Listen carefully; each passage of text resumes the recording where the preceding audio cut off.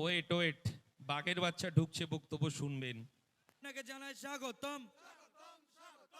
নওশাদ ভাইজান জিন্দাবাদ, আইএসএফ জিন্দাবাদ, আইএসএফ জিন্দাবাদ। নওশাদ ভাইজান আপনাকে জানাই স্বাগতম। নওশাদ ভাইজান আপনাকে জানাই বসিরহাটের স্বাগতম। নওশাদ ভাইয়ের সংগ্রাম, নওশাদ ভাইয়ের সংগ্রাম, আইএসএফ এর সংগ্রাম, আইএসএফ এর সংগ্রাম। নওশাদ ভাইজান জিন্দাবাদ, আইএসএফ জিন্দাবাদ। বাংলার একমাত্র বিরোধী বিধায়ক নওশাদ ভাইজান জিন্দাবাদ, নওশাদ ভাইজান জিন্দাবাদ। নওশাদ ভাইজান আপনাকে জানাই স্বাগতম। নওশাদ ভাইজান আপনাকে জানাই স্বাগতম। নওশাদ ভাইজানের সংগ্রাম, আইএসএফ এর সংগ্রাম, মেহনতি মানুষের সংগ্রাম, শ্রমজীবী মানুষের সংগ্রাম। নওশাদ ভাইজান আপনাকে জানাই স্বাগতম। নওশাদ ভাইজান আপনাকে জানাই স্বাগতম। নওশাদ ভাইজান আপনাকে জানাই স্বাগতম। নওশাদ ভাইজান জিন্দাবাদ। বাংলার একমাত্র বিরোধী বিধায়ক নওশাদ ভাইজান জিন্দাবাদ। ইঞ্চিতে ইঞ্চিতে লড়াই হবে, ইঞ্চিতে ইঞ্চিতে লড়াই করে আমরা বুঝে নেব এই বসিরহাট থেকে খামচিহ্ন ভাঙড়ের বিধায়কের সঙ্গে বিধানসভায় যাবে, আইনসভায় যাবে, সেই লড়াই শুরু হয়েছে। আর মুসা কারিমুল্লাহ বসিরহাট উত্তরের আমাদের সেনাপতি। আমরা বলতে চাইছি মমতা বন্দ্যোপাধ্যায়, আপনি হিজাব পরে আপনি দুধেল গাই বানিয়েছেন, আপনি এনআরসি নিয়ে ভয় দেখিয়েছিলেন, আপনি ভেবেছিলেন সংখ্যালঘু মুসলমানদের আপনি সাইড ব্যাগে ভরবেন, তারা বিচার চাইছে। আপনি বলেছিলেন 10,000 মাদ্রাসা দেবেন, আপনার কোথায় গেল 10,000 মাদ্রাসা? আপনি বলেছিলেন জেলায় জেলায় হাসপাতাল হবে, কোথায় গেল হাসপাতাল? মমতা বন্দ্যোপাধ্যায় উত্তরটা তো আপনাকেই দিতে হবে। এই উত্তর তো নওশাদ সিদ্দিকী দেবে না, আমার পৃষ্ঠপোষক আব্বাস সিদ্দিকী দেবে না, এই অঞ্চলের বিধায়ক, তাকেই তো উত্তরটা দিতে হবে। তাকে নাকি দূরবীন দিয়ে খুঁজতে হচ্ছে। যত ভোট এগিয়ে আসবে আমার মায়েরা রেডি হয়ে আছে। সেদিন তিলোত্তমাকে যেদিনকে খুন করা হয়েছিল, তাদের 36 ঘন্টা ডিউটি করার পর আরজি করে যখন আমার তিলোত্তমা বোনকে তাকে রেপ করা হলো, তার শরীরে 113টা কামড়ের দাগ। মাননীয় মমতা বন্দ্যোপাধ্যায়, আবার ভোট আসছে, আপনি 500 টাকা 1000 টাকা দিয়ে আমার মায়েদের ইজ্জতটাকে কিনতে চেয়েছিলেন। সেদিন তিলোত্তমার বিচারের দাবিতে এই বাংলার লাখো লাখো আমার মায়েরা রাত জেগেছিল। মমতা বন্দ্যোপাধ্যায়, আপনি রাজ্যের পুলিশ মন্ত্রী, আপনাকেই জিজ্ঞাসা করেছিল আমার তিলোত্তমার ইনসাফ চাই। সেদিন লাখো লাখো মায়েরা আমাদের রাস্তায় জেগেছিল। মমতা বন্দ্যোপাধ্যায়, আপনার ভয় লেগেছিল সেদিনকে। আবার 26-এর বিধানসভা আপনি 500 থেকে 1000 লক্ষ্মীর ভান্ডার করেছেন, আবার হয়তো আপনি সেটাকে 2000 করবেন, 3000 করবেন, কিন্তু আমার যারা লক্ষ্মীর ভান্ডার পান তার মায়েরা বোনেরা তারা বলছে আমার ঘরের তিলোত্তমা, আমার ঘরের কন্যা সন্তান, আমার ঘরের রাজকন্যা, সে কলেজে পড়তে যাবে, সে টিউশনি পড়তে যাবে, সে মাদ্রাসায় পড়তে যাবে, সে হচ্ছে চাকরি নিয়ে বিদেশে পড়তে যাবে, হাসপাতালে নার্সিং ট্রেনিং করবে। কিন্তু আমরা কি দেখলাম? আমরা দেখলাম এই রাজ্যে নিরাপত্তা নেই আমার মায়েদের। তাই মমতা বন্দ্যোপাধ্যায় এই বাংলার মায়েরা যুদ্ধ ঘোষণা করেছে। 500 টাকা 1000 টাকা দিয়ে আমার মায়েদের ইজ্জতকে কেনা যাবে না। আমার ঘরের তিলোত্তমা, আমার ঘরের রাজকন্যার তার নিরাপত্তা চাইছে। আর নিরাপত্তার জন্য এই বাংলার আদিবাসী, এই বাংলার সংখ্যালঘু, এই বাংলার নমশূদ্র নওশাদ সিদ্দিকীকে ভরসা করছে। তাই বাংলার যে প্রান্তেই যাচ্ছে সেই প্রান্তেই নওশাদ সিদ্দিকীকে স্বাগত জানাচ্ছে। কারণ এই বাংলার মাননীয় মুখ্যমন্ত্রী, আপনি হিজাব পরে আপনি আদিবাসীদের রক্ষা করতে পারেননি, আপনি সংখ্যালঘুদের রক্ষা করতে পারেননি, আপনি 10,000 মাদ্রাসা দিতে পারেননি, আপনি আলিয়া দিতে পারেননি, কিন্তু আপনি আমার ঘরের ছোট ছোট বাচ্চাদের মিড ডে মিলে চাল চুরি করেছেন, ডাল চুরি করেছেন। আপনি চাল চোর, ডাল চোর। জ্যোতিপ্রিয় মল্লিককে আমরা সংবিধানকে ভরসা করি বলে জ্যোতিপ্রিয় মল্লিককে জেল খাটতে হয়। আমরা সংবিধানের ওপর আস্থা আছে বলে আমরা পার্থ চট্টোপাধ্যায়কে তার 27 বছরের বান্ধবীর সঙ্গে জেল খাটতে হয়। আর সংবিধান আছে বলে সন্দেশখালী শেখ শাহজাহানকে জেল খাটতে হয়। আর এখানকার ফুটো মস্তানরা যারা ভাবছেন যে একটু আইএসএফ কে ধমকে চমকে, আর যে পুলিশগুলো ভাবছে একটা মিথ্যে মামলা দিয়ে আইএসএফ কে থামাবেন, 2021 সালের আইএসএফ আর 2026 সালের আইএসএফ, আমরা বলতে চাইছি আমাদের কাছে বোমা নেই, আমাদের কাছে পিস্তল নেই, আমাদের কাছে বারুদ নেই। আমার চেয়ারম্যান বলেছে আমাদের কাছে 5 টাকার কলম আছে। এই কলমের কি জোর আছে সেটা বুঝিয়ে দেব এই বাংলার তৃণমূল বিজেপিকে। আমরা বলতে চাইছি যে একটা দেশের প্রধানমন্ত্রীর কাজ কি, একটা দেশের মুখ্যমন্ত্রীর কাজ কি?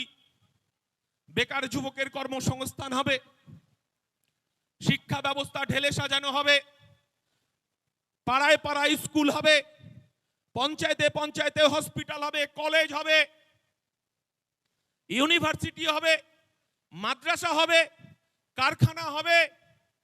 সেই কারখানার ফিতে কাটবেন কে? সেই বিদ্যালয়ের ফিতে কাটবেন কে? আমার রাজ্যের মুখ্যমন্ত্রী ফিতে কাটবেন, আমার দেশের প্রধানমন্ত্রী ফিতে কাটবেন। কিন্তু আমরা কি দেখলাম? আমার রাজ্যের মুখ্যমন্ত্রী সংখ্যালঘু মুসলমানের করের টাকায়, আমার হিন্দু ভাইদের করের টাকায়, আমার আদিবাসী দলিতের করের টাকায় মাননীয় মুখ্যমন্ত্রী তিনি দীঘাতে জগন্নাথ মন্দির তৈরি করেছেন। আর 21 তারিখে যারা ডিম ভাত আর বিরিয়ানি নিয়ে যারা আপনারা 21শে জুলাই কলকাতায় গিয়েছিলেন বগল বাজাতে বাজাতে, আমাদেরকে টোন কাটতে কাটতে, আর মাননীয় মুখ্যমন্ত্রী সেখান থেকে ঘোষণা করছেন, বলছে আমি এই বাংলায় 400 কোটি টাকা দিয়ে মন্দির করেছি, জগন্নাথ মন্দির, আপনাদের আর পুরীতে যেতে হবে না। আমরা কি দেখলাম? মাননীয় মুখ্যমন্ত্রী বলছেন এই পাশেই আপনার রাজারহাট উপনগরী, যেটাকে আমরা শিল্পনগরী বলি, আমরা সেই শিল্পনগরীতে এই বাংলার যুব সমাজ স্বপ্ন দেখেছিল, এই বাংলার ছাত্র সমাজ স্বপ্ন দেখেছিল যে রাজারহাটে আর একটা উইপ্রো হবে, আর একটা ওয়েবেল হবে, আর একটা কারখানা হবে। আর আমার রাজ্যের মাননীয় মুখ্যমন্ত্রী এই হিজাব পরা বোরখা পরার আড়ালে, ইনশাআল্লাহ সুবহানাল্লাহর আড়ালে সেখানে বলছে আমি দুর্গা মন্দির তৈরি করব। আমরা বলতে চাইছি ইন্ডিয়ান সেকুলার ফ্রন্ট, একটা রাজ্যের মুখ্যমন্ত্রীর কাজ তো বেকার যুবকের কর্মসংস্থান করা, একটা রাজ্যের মুখ্যমন্ত্রীর কাজ তো করের টাকায় হাসপাতাল তৈরি করা, একটা রাজ্যের মুখ্যমন্ত্রীর কাজ তো বিশ্ববিদ্যালয় তৈরি করা, একটা রাজ্যের মুখ্যমন্ত্রীর কাজ তো সেখানে কলকারখানা তৈরি করে বেকার যুবকের কর্মসংস্থান তৈরি করা। কিন্তু আপনি মন্দির মন্দির নিয়ে ভেবেছেন। এই রাজ্যের এই দেশের বিজেপি যেটা পারেনি, মমতা বন্দ্যোপাধ্যায় সেটা করে দেখিয়ে দিয়েছেন। আমরা কি দেখলাম? বিজেপি এই ভারতবর্ষে ধর্মনিরপেক্ষতা, এই ভারতবর্ষের সংস্কৃতি, এই ভারতবর্ষের কৃষ্টি, এই ভারতবর্ষের ঐতিহ্য আমরা দেখলাম আপকি বার 400 পার। আমার রামকে নিয়ে এসে তিনি ব্যবসা করা শুরু করলেন, বলছে রাম নাকি বিজেপিকে 400 পার করে দেবেন। আর বিজেপির নেতারা 2014 সালে বলেছিলেন 2 কোটি বেকারের চাকরি হবে, জিরো ব্যালেন্সে বলেছিল 15 লক্ষ টাকা যাবে, তিনি বলেছিলেন পেট্রোল ডিজেলের দাম কমে যাবে। আর যখন এই ভারতবর্ষের মানুষ যখন এই বিজেপি সরকারকে বলছে বছরে 2 কোটি বেকারের চাকরির প্রতিশ্রুতি কোথায় গেল, আমার জিরো ব্যালেন্স তো ফাঁকা পড়ে রয়েছে, আপনি বলেছিলেন বিদেশ থেকে কালো ধন আপনি নিয়ে আসবেন, আমার জিরো ব্যালেন্সে 15 লক্ষ টাকা ঢুকবে, তখন বলছে ও সব ভুলে যান, আপকি বার 400 পার। রামকে সামনে নিয়ে আসলেন। এই ভারতবর্ষের ধর্মনিরপেক্ষতা, এই ভারতবর্ষের ঐতিহ্য, এই ভারতবর্ষের কৃষ্টি, এই ভারতবর্ষের সার্বভৌমত্ব, এই ভারতবর্ষের ধর্মনিরপেক্ষ মানুষ বিজেপির গালে থাপ্পড় মেরে বুঝিয়ে দিয়েছে এদেশ নেতাজির দেশ, এদেশ ভগৎ সিং এর দেশ, এদেশ বিনয় বাদল দীনেশের দেশ, এদেশ আশফাকুল্লাহ দেশ। এ দেশে এখনো কাজী নজরুলের শ্যামা সঙ্গীত হিন্দুদের মন্দিরে বাজে, এই দেশে এখনো শ্যামা সঙ্গীত আমার মন্দিরে বাজে, এই দেশ সম্প্রীতির দেশ। বিজেপির গালে থাপ্পড় মেরে 230-এ থামিয়ে দিয়েছে। আর মমতা বন্দ্যোপাধ্যায় তো আরএসএস এর দেবী দুর্গা, তিনিও বিজেপির ফাঁদে পা দিয়েছেন। বিজেপির ফাঁদে নয়, বিজেপি জন্ম দিয়েছে, তৃণমূলের নেতারা সেইটা বলছে, বিজেপির নেতারা সেইটা বলছে। আর আমরা বলতে চাইছি মমতা বন্দ্যোপাধ্যায় যদি কোনো অপরাধ থাকে, এই রাজ্যে বিজেপিকে ডেকে নিয়ে এসে পদ্ম ফুলের চাষ করেছে, আর সরকারি স্কুলগুলোকে বন্ধ করে দিয়ে আরএসএস এর শিক্ষা কেন্দ্র, আরএসএস এর লাঠি খেলার কেন্দ্র গড়ে তুলেছে। আমরা বলতে চাইছি এই জিনিস ভারতবর্ষের মানুষ মেনে নেয়নি। মমতা বন্দ্যোপাধ্যায়, আপনি বলতে চাইছেন আমার সংখ্যালঘু ভাইরা তারা মসজিদকে রক্ষা করার লড়াইয়ে নেমেছে, তারা এতিমখানাকে রক্ষা করার লড়াইয়ে নেমেছে, তার বাপ যেটা কাকার তার কবরস্থান দখল হয়ে যাচ্ছে 300-400 বছর ধরে, তার পূর্বপুরুষরা কবরস্থানে শুয়ে রয়েছে, কবরস্থান রক্ষার লড়াইয়ে নেমেছে। মমতা বন্দ্যোপাধ্যায় হিজাব পরে ইনশাআল্লাহ সুবহানাল্লাহ এই বাংলার মানুষ মেনে নেবে না। কারণ আপনি প্রতারণা করেছেন, আপনি ছলনা করেছেন, আপনি প্রতারিত করেছেন, আপনি ধাপ্পা দিয়েছেন। এই বাংলার মানুষ 2026-এ তার হিসাব চাইছে। আমরা বলতে চাইছি যে এই জিনিস কি চলতে পারে? বাংলার মানুষ, সংখ্যালঘু মানুষকে বারবার ধোঁকা দেওয়ার চেষ্টা করা হচ্ছে। এসআইআর এর নাম করে তিনি ভেবেছেন 2026-এর আগে আবার হিন্দু মুসলমানকে ভাগ করতে চাইছেন। কে শুভেন্দু অধিকারী, কে অর্জুন সিং? এদের যখন মনে হবে তখন এরা বিজেপি করবে, যখন মনে হবে না তখন এরা তৃণমূল করবে, যখন এদের তৃণমূলে পোষাবে না আবার বিজেপি করবে। যখন বিজেপিতে যাবে জয় শ্রীরাম বলে অর্জুন সিংরা নামাজ বন্ধের জন্য, এই আজান বন্ধের জন্য সুপ্রিম কোর্টে হাইকোর্টে গিয়ে মামলা করবে। আবার যখন তৃণমূলে ফিরে আসবে তখন আবার মা বলে মমতা বন্দ্যোপাধ্যায়কে ডেকে নেবে। এই বাংলার মানুষ এই জিনিস আর সহ্য করতে চায় না। কে শুভেন্দু অধিকারী? শুভেন্দু অধিকারী তো দীর্ঘদিন বলেছেন যে মেদিনীপুরে নন্দীগ্রামের আন্দোলনের সময় আমি আমার বাবা যদি মমতা বন্দ্যোপাধ্যায়ের পাশে না থাকতাম, দিদি থেকে দিদিমা হয়ে যেত, এই বাংলার মুখ্যমন্ত্রী মমতা বন্দ্যোপাধ্যায়কে হতে হতো না। আমরা বলতে চাইছি আমার পৃষ্ঠপোষক বলে দিয়েছেন শুভেন্দু অধিকারী বিজেপি নয়, মমতা বন্দ্যোপাধ্যায় তৃণমূলের এজেন্ট হিসেবে ছেড়ে রেখে দিয়েছে। আমরা যখন দেখলাম গরম গরম কথা বলছেন, যখন হিন্দু হিন্দু ভাই ভাই তিনি বলে বাজারকে গরম করতে চাইছেন, এই সম্প্রীতির বাংলাকে নষ্ট করতে চাইছেন, তখন মমতা বন্দ্যোপাধ্যায় এই রাজ্যের পুলিশ মন্ত্রী, তার একটাও কলম চলে না।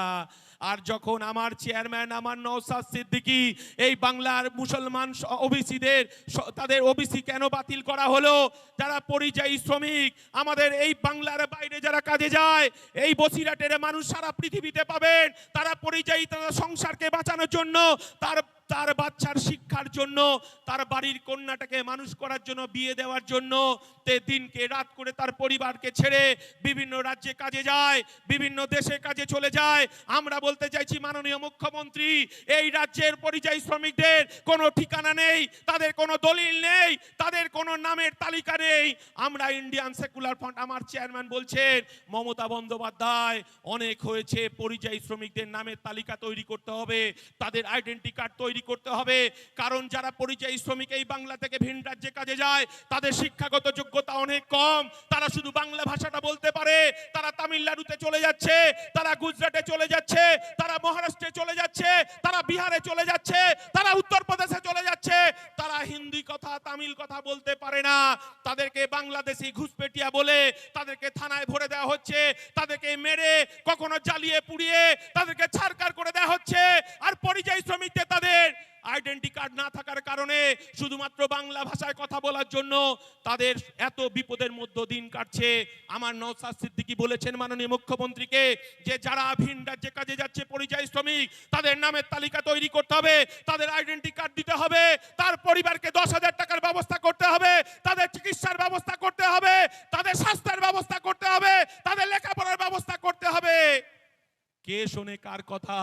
মমতা বন্দ্যোপাধ্যায় এখন ধর্ম নিয়ে মাতামাতি শুরু করেছেন। আমরা কি দেখলাম? প্রতিদিন আমরা দেখলাম মুর্শিদাবাদ, মালদা, দিনাজপুর, উত্তর 24 পরগনা, দক্ষিণ 24 পরগনা, প্রতিদিন আমাদের মসজিদে অকাল জানেজা নামাজের আওয়াজ ওঠে। আমরা দেখেছি আমাদের প্রিয়জনদের কফিন বন্দি দেহ ঢোকে। আমরা বলতে চাইছি মাননীয় মুখ্যমন্ত্রী, আপনার কাছে, আপনি এই রাজ্যে বিজেপি যে কাজটা করতে পারেনি আপনি সেই কাজটা করেছেন। এই বাংলার মানুষ পরিযায়ী শ্রমিকের তাদের কার্ড চাইছে।